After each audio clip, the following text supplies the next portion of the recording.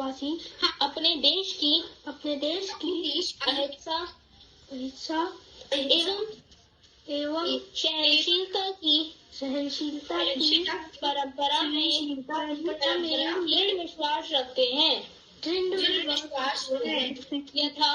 तथा निष्ठापूर्वक शपथ लेते हैं कि हम सभी प्रकार के आतंकवाद और हिंसा का डटकर विरोध करेंगे। हम मानव जाति के सभी वर्गों के बीच शांति सामाजिक सद्भाव तथा सूझबूझ कायम करेंगे और मानव जाति मूल्य की खतरा पहुंचाने वाली और विघटनकारी शक्तियों से लड़ने की शपथ लेते हैं।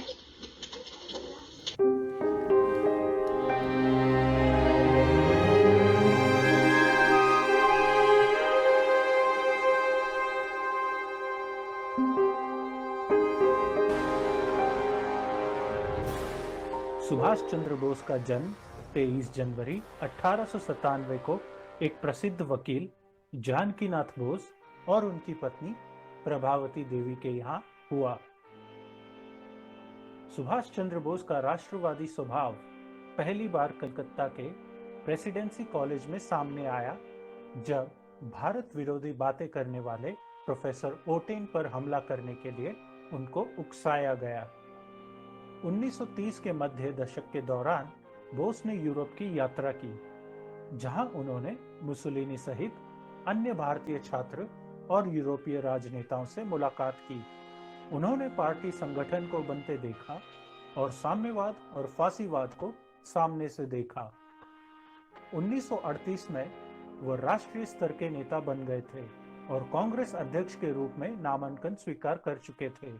वह स्वराज के पक्ष में थे, लेकिन इसका मतलब गांधी के खिलाफ जाना था, जिसकी वजह से उनके और नेहरू के बीच दरार पैदा हो गई।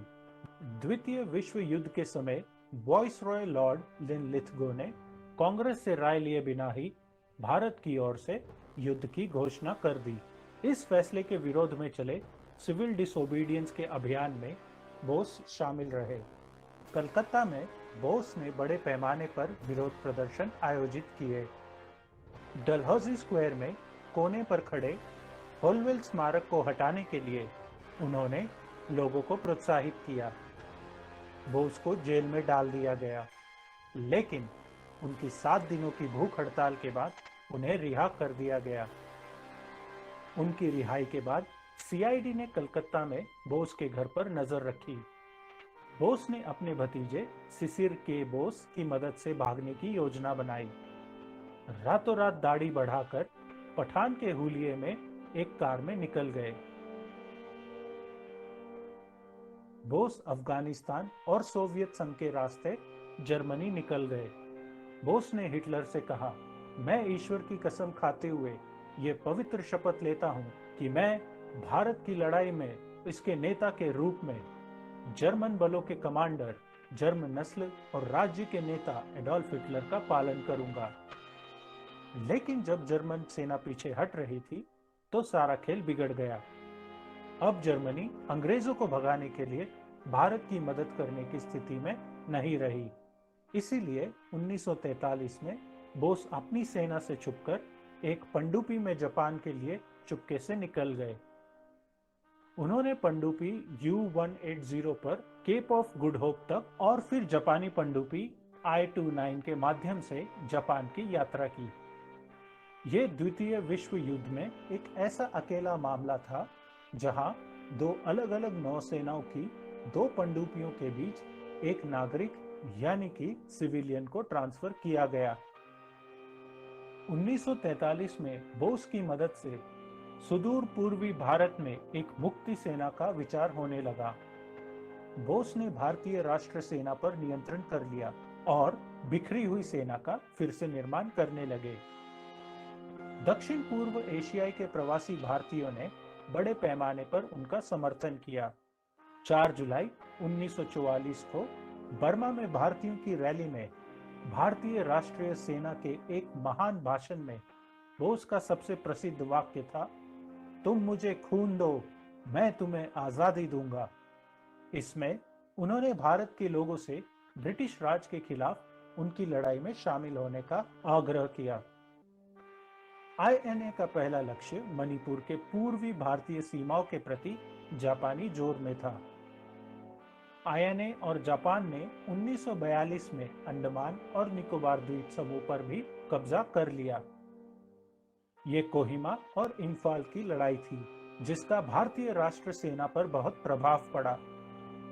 जापानी अब सेनाओं को धन नहीं दे सकते थे और अंत में उन्होंने आत्मसमर्पण कर दिया। जापानी मदद के बिना आईएनए का ब्रिटिश सैनिकों के खिलाफ कोई मुकाबला नहीं था और इसीलिए उन्होंने भी आत्मसमर्पण कर दिया। बोस का लापता होना और उनकी मौत आज भी एक रहस्य है। हालांकि ये कहा जाता है कि वो 18 अगस्त 1945 को टोक्यो जाते वक्त ताइवान के तेपई में एक विमान दुर्घटना में मारे गए थे। इंपीरियल जापानी एयरफोर्स बॉम्बर जिस पर वो यात्रा कर रहे थे, उसके इंजन में परेशानी थी और क्रैश में बोस बुरी तरह से जल गए थे। उसके कुछ घंटों बाद ही एक स्थानीय अस्पताल में उनकी मृत्यु